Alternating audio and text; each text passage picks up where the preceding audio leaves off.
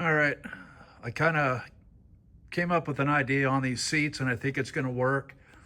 But I had an old, well, I didn't have one, and the owner brought it, but I had a stop sign post. So I cut it into pieces because it had the holes.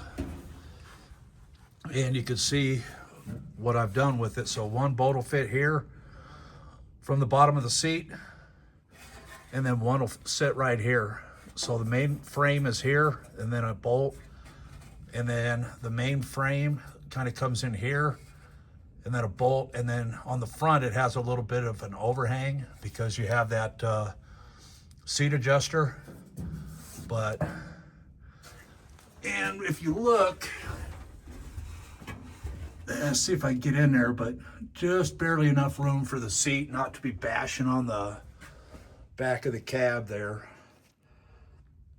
But I got to weld them all in and then bolt the seats in. It should be good to go. Oh, anyways, this dip right here that's in this seat, or where the seats are going to go, that's where the fuel tank went when this was a 46.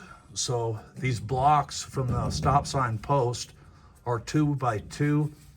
So I'm up just about a ½ an inch above the bottom here. And it seems to give, as you can see there, pretty nice ride height. Knees right in here. And then you can put your feet up in here. So I think that's gonna work. Anyways, just wanted to share that. Later.